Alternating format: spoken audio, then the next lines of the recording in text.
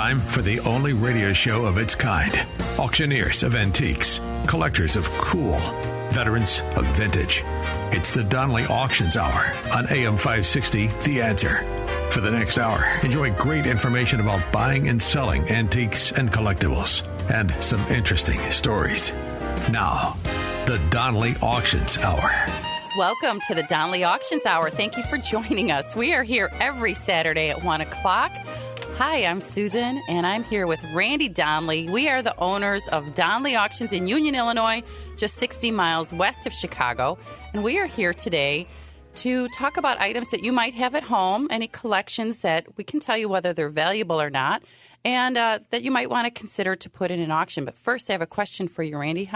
Hi. You ready well, for good Christmas? morning. You ready for Christmas? Or afternoon. Yeah. Am I ready for Christmas? Kind of, sort of. Yeah. Did you go take out, finish the paperwork on the loan you're going to need in order to get my present? Is that a no? Yeah, no, it's already. Working on the cash purchase? Okay, yeah. All right. Mm-hmm. Well, setting expectations is good. But yes, Christmas is right around the corner. Happy holidays, everybody. I'd like to say Merry Christmas, that's for sure. But today we're going to be talking about lots of things. You know, I'm sure you're going to have some stories. I'm sure I will.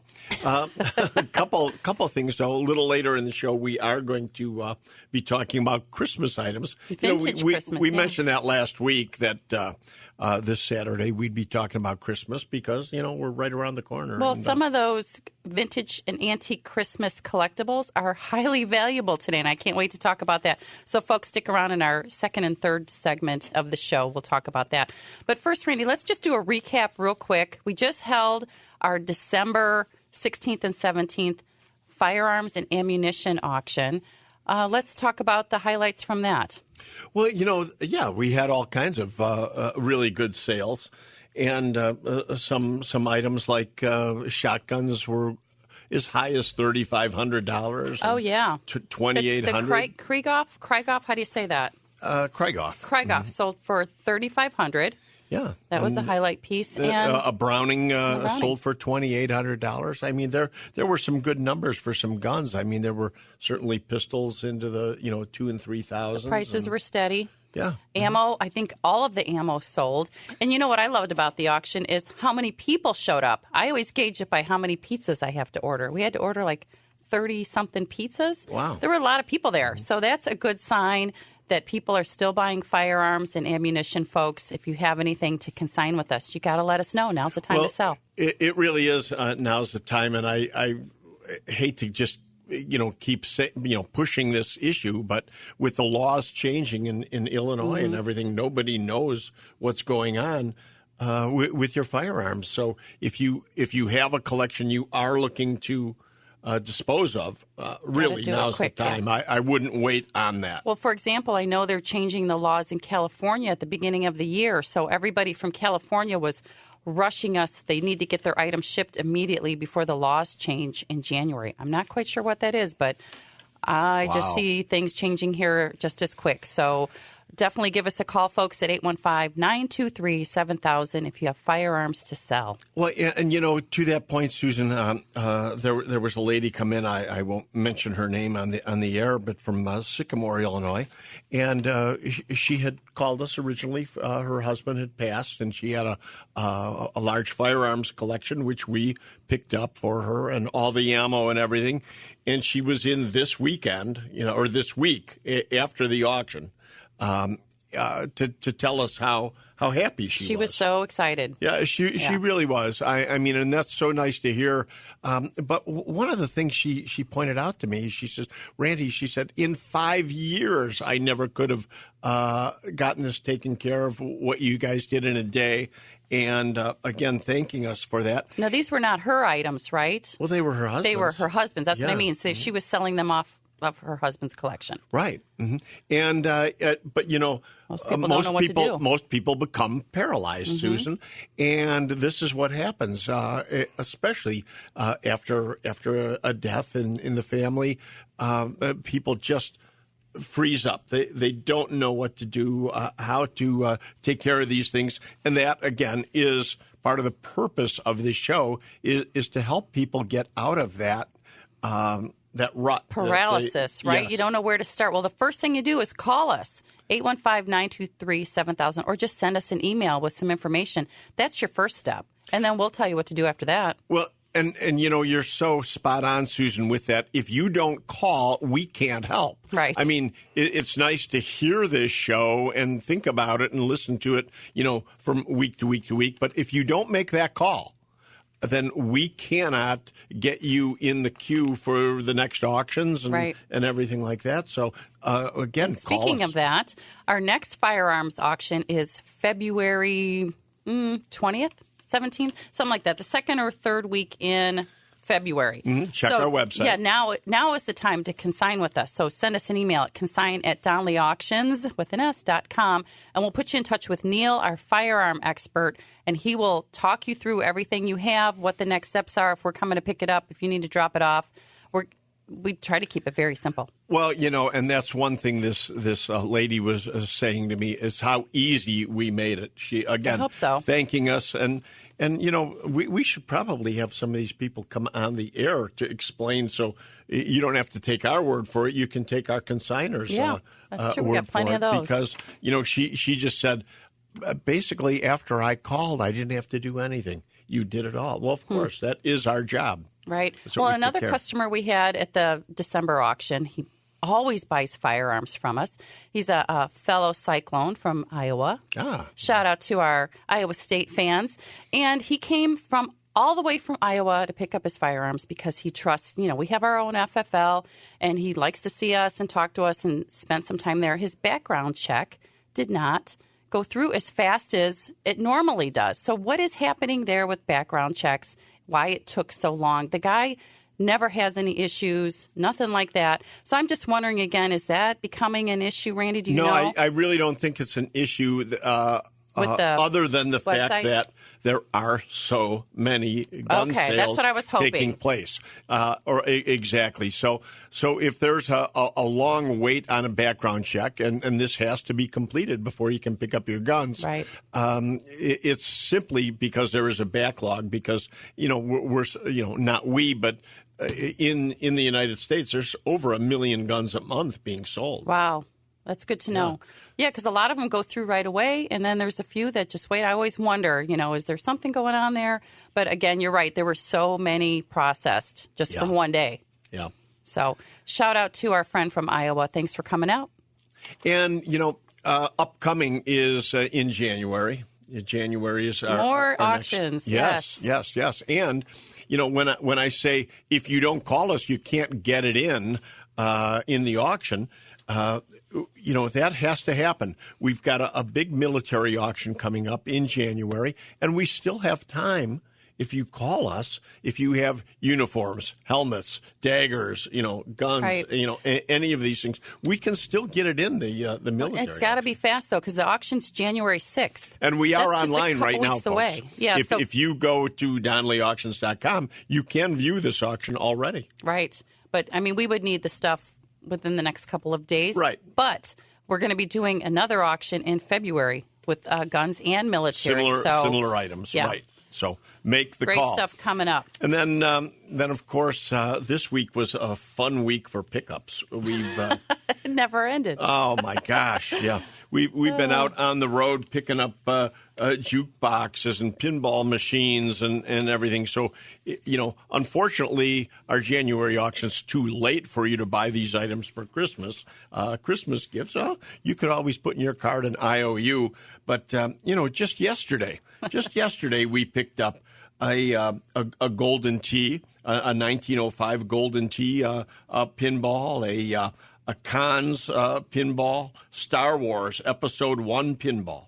And some really interesting pieces is a Sega Moto Polo. Yeah, I saw that. It is such a neat game, little motorcycles that you control with a joystick, and there's ping pong balls in there that you play polo on motorcycle. So the January auction is going to consist of a lot of great coin-op items and arcade games. That is This correct. new stuff that came in, as right? well as cars. I mean, I know. Look at. I mean, we've got a couple Model A's in there. We've got that '54 Chevy pickup. Which couple is a beauty. If you haven't seen that yet. Oh yeah, that is nice. But a couple Jaguar convertibles. Maybe get that for me for Christmas. And I just went and looked at, and we're picking up a '68 Firebird for this auction. Yeah. Nice. I know you want a Camaro, but a Firebird is close. 69 it's a nice, Camaro. Yeah. Oh, that's okay. So keep an eye on the calendar. Everything that we're talking about today is on our website at DonleyAuctions.com. It's not too late to consign. Just give us a call or send us an email at consign@DonleyAuctions.com because we got to tell you what to do next. In our next segment, of course, we're going to be talking about Christmas collectibles. Oh, I have questions about aluminum Christmas trees. Well, and they sell for crazy money. I got to ask some questions about that. We've got a special guest coming up on our next segment. Don't miss it. Don't go anywhere, folks. You're listening to the Donley Auctions Hour right here every Saturday on AM 560. The Answer.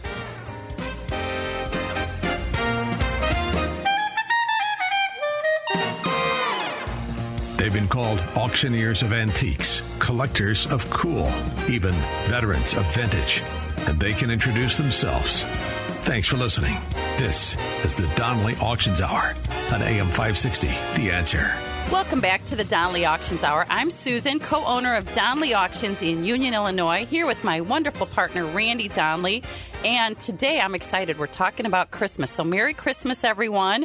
On the phone with us today is our very good friend and customer, Dave Harms, who, along with his fiancée, Lynn, knows more about Christmas than anyone we know. Right, Dave?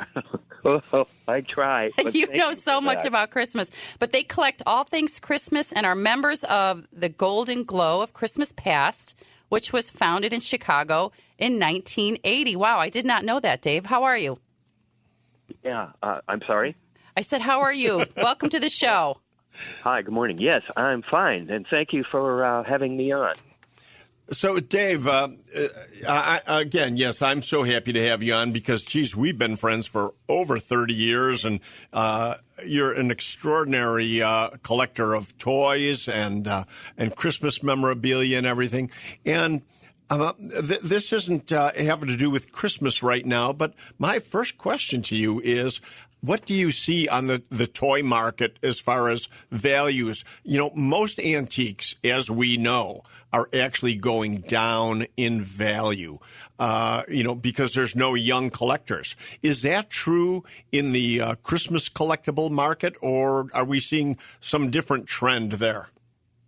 The prices in general are still escalating. Yeah. Wonderful. Good news. Yeah, Wonderful. they're still going up. The more common items yet are sort of holding, but the harder to find ones, the prices are still increasing. Now, would you say that's because older collectors are still buying, or are we finally seeing a younger market joining the collecting circles? We're starting to see a younger market now that has taken an interest, particularly in the mid-century decoration. So we have a whole new group of people that are become interested in early Christmas decor. So in mid-century, are we talking like 1960s or before, or what do in Christmas circles, what do we refer to as mid-century? You'll get it into 1940, but 1950 and 1960 in particular have really picked up in popularity, and people are a lot of decorations are sought after from those time periods. Wow. You know, Dave, Randy and I have seen parts of your collection that you display at the McHenry County Historical Society in Union every year, and we're just amazed by the items that you have. So, and I know you have a lot of information for us, so we're going to get started. Where did the tradition of Christmas trees start? And I want to know more about aluminum Christmas trees. So can you tell us a little bit about that? Oh, sure. Yes, over the centuries, trees in general have been used in rituals and in decorations in ancient times.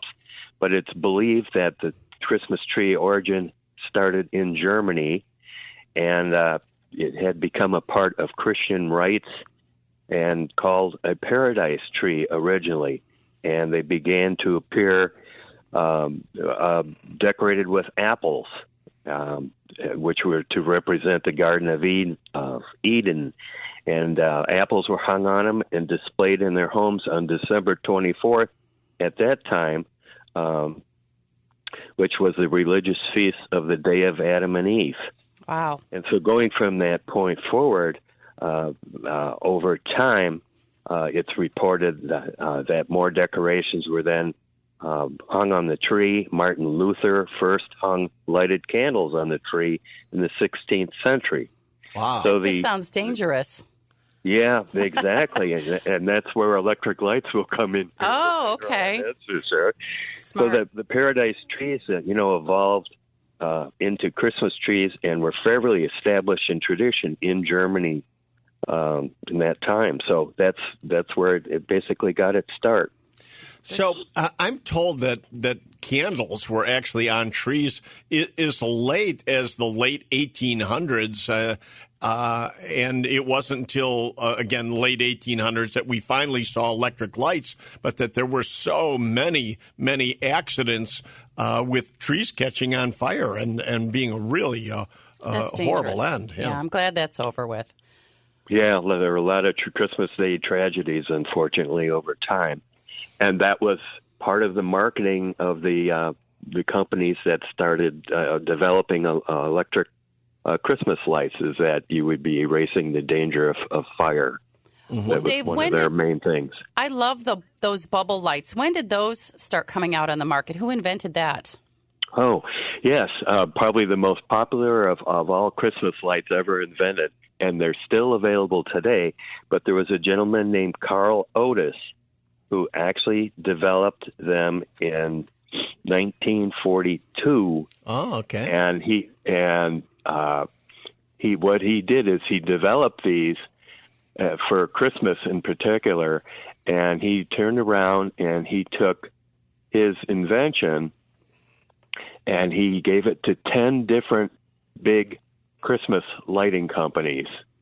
And there was one company called Noma that took interest in it. And to make a long story short, they went ahead into a business agreement, and Noma bought the patent rights for the bubble light, and Carl Otis was paid 3 cents per light in sales. Yeah. No, I was just going to say that reminds me of the old bubbler jukeboxes at the same period of time. Wurlitzer had the bubbler jukeboxes I love those. with the lights on the sides in 1942. Same time frame. System.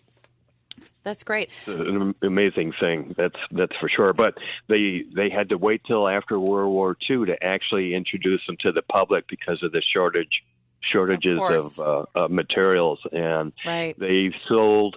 Would you believe, in the first 2 years, they sold 25 million bubble lights to the public. Oh, my gosh. Times 3 cents a bulb. Yeah. Do the math on that. Wow. Otis was doing really well. Well, Dave, I want to jump right into one of my favorite topics, and that is those aluminum trees with the color wheels that came out in the 50s and 60s. Now, I was not young enough to have one of those. We always had like a real tree or an artificial tree. We never had an aluminum tree, but I see them all over. And I heard one sold on eBay recently. Do you remember how much that was, Randy? No. I think it was like $14,000 for an aluminum. No. That's what Mike was telling us yesterday. It was something in the 5 figures for sure. But I understand those aluminum trees are extremely valuable, Dave. Tell us about that. You got about 2 minutes. Okay. Time flies when we're having fun. The aluminum tree was developed in Chicago. Wow. Was? Yeah. Chicago was its home base, and there was a company called Modern Coatings who started assembling them. They were all handwork. It was all labor involved to build them. And they had a model on display in Chicago in 1959, and there was a representative from the Aluminum Specialty Company up in Manitowoc Waters, Wisconsin. A little bit about Aluminum Specialty. They made aluminum kitchenware. They made aluminum kids' toys. And when the rep saw make this an aluminum tree, yeah. He saw this tree in the window, and he purchased it. took it back to his boss, and they looked at this and they saw, some big potential for this. So they got together and signed a business agreement with Modern Coatings. And in 1959, after Aluminum Specialty figured out how to make the needles thinner and how to mechanize the production of the tree to cut the cost, they offered their first tree to the public in 1959. Wow. Okay. And information. And quickly, can you tell us what the values of these trees are? I mean, kind of from what to what? What's the range on the values? If people have one in their attic right now, what can they expect to get, from us at auction? Okay. There's a number of variables involved. One would be the size of the tree and also the color of the tree in particular. And there were some trees that were really fancy with the way they were produced. So it go anywhere from about $80 on up. Wow. In price. Up into the thousands. Yes. That's crazy. Yeah, up into the thousands. And they got to have the color wheels with them too, right? Well, Dave, Don't go anywhere. I have more to ask you about. We're going to talk about outdoor decorations, a little bit about Santa, and I have a question about Rudolph the Red-Nosed Reindeer. Okay, but I want to talk about toys also, Oh, we're going to talk Susan. about toys too. So don't go anywhere, folks. Join us after the break. We're talking about Christmas memorabilia and items that are of value today. You're listening to the Donley Auctions Hour right here on AM 560, The Answer. You're listening to the Donley Auctions Hour on AM 560. The Answer. Welcome back to the Donley Auctions Hour. I'm Susan, and I'm here with Randy Donley. We're at Donley Auctions in Union, Illinois, and we're talking today with our friend and client, Dave Harms, who is our local Christmas historian and an amazing collector of Christmas memorabilia. Dave, I know we were talking about aluminum trees in that last segment. Those are anywhere from $80 on up into the thousands. That's amazing. So who's got an aluminum tree in their attic, right? Give us a call at 815-923-7000. But I think let's jump to outdoor decorations, Dave. How did that evolve? And give us a little bit of information about the value of wood cutouts versus the blow molds. Okay. Yeah. In particular, the outdoor decorations got their start in the 1920s, and there was a company called U-Build that came out, and they offered patterns on paper where you would take the pattern and lay it out on a piece of masonite or plywood or whatever and trace it out and cut the form out. They were Santas and reindeer and so forth. You would cut them out and then paint them yourself, and then you could light them either with a floodlight, or you could drill holes in the Santa or in the reindeer's bodies and insert light bulbs, a string of light bulbs in them to illuminate it that way. And those are still collectible? Yeah. Today? Okay. There are people that do look for those. And that company, again, was called U-Build, and they started in 1948, actually, and up into 1966. So up to in the early days in the 1920s,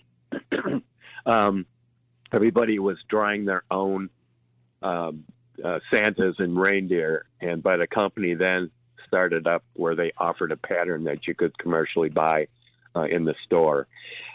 Also, going back to outdoor lighting and so forth, President Coolidge in 1895 had asked for lighting to be put on the White House Christmas tree. So that was a start. That's when it started? Oh, wow. Is one of the things as far as public acceptance, because the public was a little leery of electric lights when they first came out. The first lighted tree was by Edward Johnson, who was a protege of Thomas Edison. In 1882, he hand-wired and hand-colored 80 light bulbs on a Christmas tree. They were in the colors of red, white, and blue. Oh, wow. And he had this in the window of his home, and the tree rotated on top of it.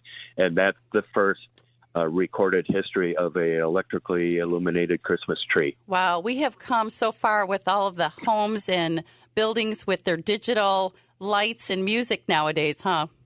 Oh, yes. Come a long way, that's for sure. Real quick. But that's where it started. That's good to know.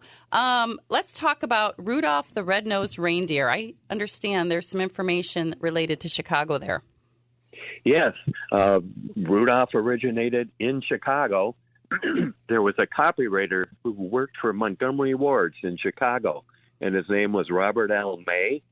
And what the practice was amongst the stores like Marshall Field, Montgomery Ward's, and so forth, and Carson's, each store had a Santa figure that they would offer at Christmas time, and they would offer coloring books out to give to the kids in hopes that, you know, when Mary or Johnny would want the free coloring book, that it would result in some sales when the parents brought them into the store. So it was just a marketing idea from somebody, right? Wow. It was marketing, and so Robert L. May was asked to see if he could come up with some sort of a story, a Christmas story.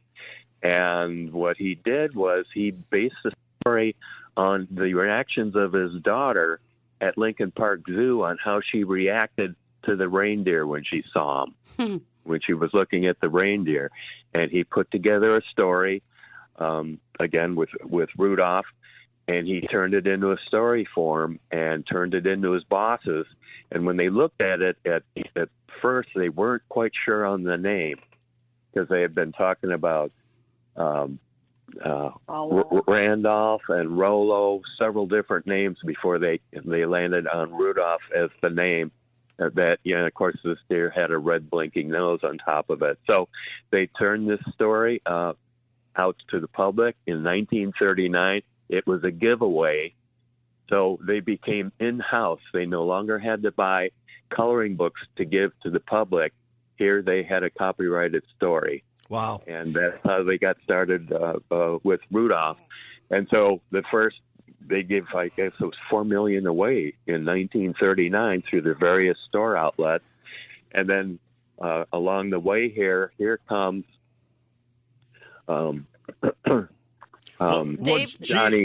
Gene Autry recorded the song, didn't he? Yeah. Right. Johnny Marks, who wrote the song, he also wrote Rockin' Around the Christmas Tree and Silver and Gold. The Johnny Marks, who was an in-law of Robert L. May, wrote the song. And so in 1949, the song All right, was Dave, we're out of time. Sorry to cut you off. Say hi to Lynn. I hear her in the background. Folks, Christmas memorabilia, antique and vintage items, highly collectible today. Email us at consign@donleyauctions.com. Dave, thank you so much. Thank you so much for being on. If you want to see the collection on display at the McHenry County Historical Society in Union, please go there and check it out. Or you can call us at 815-923-7000. Don't go anywhere. We're not done yet. And now, more of the Donley Auctions Hour on AM 560. The Answer. Welcome back to the Donley Auctions Hour. I'm Susan, and I'm here with Randy Donley. We are partners in Donley Auctions in Union, Illinois. We're just 60 miles west of Chicago. But I want to take a minute to thank Dave Harms, who Randy has something he'd like to say about that. Okay. I wanted to, in thanking Dave, mention that his whole display of toys and Christmas items and everything is on display right now at the McHenry County Historical Society in Union, Illinois. And you can visit this every Tuesday through Thursday from 1 to 4. Tuesday through Thursday, this coming week, January 2nd through 5th, 1 to 4. So that's something you don't want to miss if you like Christmas displays. His is really exceptional. So, who do we have on? We have Shauna's on the phone to give us an update on the Donley Group. And Shauna, today I'd like to talk a little bit about the services you provide and give us an update on the process that people have to go through. I know a lot of people haven't sold their homes in probably 30 years. Hi, welcome to the show, Shauna Donley. Hi, guys. Thanks for having me. Merry Christmas. Same to you. Yes. So the Donley Group is just doing gangbusters. We are so excited to be a part of Donley Auctions. We are a group of realtors, and we work with At Properties Christie's International. So we are an international real estate company focused on the Chicagoland and Northwest Illinois areas. And, of course, as we've said before, even though we work with Donley Auctions, we aren't auctioning your property. We get hired just like any other realtor to list and advertise, market, and sell your home. But like you said, Susan, so many people haven't sold a home in 10, 20, 30 years, or maybe even more. Sometimes it's someone's first time. We deal with so many estate sales where maybe someone who inherited the home or who's responsible for liquidating has never sold a home. So what we always try to do is educate, because realtors occasionally get a bad rap where you take a listing, put it on the MLS, wait for showings, and get an offer and close. And at the Donley Group, that's just not true. I mean, you guys know, you've heard from our very happy clients that we are full-service realtors. And that means we take you through every step of the way. We'll hold your hand as much as needed and do everything from pre-list to closing. We pay for professional photography, sometimes drones. We have floor plans done. We advertise your property sometimes even before it officially goes on the public market. There's the private network, which has been very successful at getting pre-market showings, and I always recommend using that when someone isn't necessarily quite ready for a flood of showings and open houses. We kind of test the waters and see where that goes. You know, Shauna, well, one thing that I do want to point out is that so often, I mean, people are contacted by, or they contact us to sell their antiques and their their collections and everything else, and that's normally how you have gotten involved, because they call us first for antiques, but they don't necessarily need to do that. I want to point out that we're not only selling property because we're selling their antiques, that you sell their homes, regardless of whether they're collectors or not. So most of the people listening to this show probably are not antique collectors, and they need to know that they can call you at the Donley Group whether they have antiques or not. Yeah, that's absolutely, right. Anytime. My info is right at the top of our website. So you just go to our website and you can call me. Great. That's DonleyAuctions.com. Go to the real estate tab and you will get in touch with Shauna direct for some personal services. I love that about you, Shauna. Yes. And boy, I can attest to the amount of work that you do on a property. When you say, sometimes realtors in general get a bad rap, that's with every profession. I mean, auctioneers get bad raps for, work, that some of other auctioneers do, and then all of a sudden you get kind of lumped in. And that can happen with realtors too. But I see the work you do. It's incredible. They become lifelong clients with Shauna. Thank you. They really do. And, I do get a lot of referral business because people are happy with the job that our group does. But, and in saying that, so often we get asked, well, do you attend showings? Yes, that's a personal choice. We try to attend as many or all of our showings when we have listings, because who better to sell a house? You don't want someone just walking through a house with their agent. What happens if they have questions? Right. And then what happens when we get a contract? Again, people think that the realtor's job is done, but it's absolutely not. We facilitate every aspect of the deal. I have attorneys and inspectors and insurance companies that I can recommend, lenders that I've worked with very successfully, and then we continue to facilitate making sure deadlines get hit and earnest money gets deposited, and we are there all the way through closing. The attorneys don't just take over. So my job is not only to get you the highest price and best terms for the sale of your home, but it's also to see it all the way through to a successful closing. Shauna, thank you so much for that information. Everyone should be contacting you. That's for sure. I know I will be. Go to our website at DonleyAuctions.com. Go to the real estate tab, and you will have Shauna's information at your fingertips. Real quick, Shauna, last week we talked about interest rates. Anything new in the development of that this week? We got about 30 seconds. Well, as a whole, interest rates have now gone down below 7%. And, obviously for well-qualified buyers, and, down payments have to do with that. But we are seeing everything trending downward in the right direction. And that's another thing. That means prices in general will start to go up because a buyer's buying power has increased once rates go down. So they can typically afford more. Shauna, thank you very much for that information. Very informative, folks. Give us a call at 815-923-7000. We are not done with the Donley Auctions Hour yet. And Shauna, thanks again. We'll see you over the holidays. Thank you. You're listening to the Donley Auctions Hour every Saturday at 1 o'clock on AM 560, The Answer. And we're going to be giving you more information about how to contact us about our upcoming auctions on our website at donleyauctions.com. You're listening to AM 560, The Answer. The Donley Auctions Hour continues now on AM 560, The Answer. We are back with the Donley Auctions Hour, talking about items you might have at home that are of value that you might consider putting in auction. Because you know what, folks? Now's the time to sell. Actually, now's the time to buy, too. But I want to tell you how you can actually buy or bid at our upcoming auctions. If you go to our website at donleyauctions.com, we have several upcoming auctions that I know many of you will be interested in. And I get asked often, well, how do I bid? Does it cost money? No, it does not cost you money to come to an auction. It's free admission. You just need a driver's license and a bid card number, and you're all set. You get registered to bid, and you can bid live. That is the most economical way, but not everybody can come out to beautiful Union, Illinois, right? Even though we have complimentary pizza and beverages, if you can't make it out to Union, you can always submit what's called an absentee bid, and you would put in your max bid. But we start the bidding at the starting bid and work our way up to your maximum bid on your absentee bid form. The last way you can bid at an auction is a phone bid. Actually, there's two more ways. Phone bid is you call me or I call you and I place your bids as if you're actually sitting in the audience. And of course, the last way to bid is online. We are on 4 bidding platforms these days, folks. Again, the links to those are on our website at donleyauctions.com.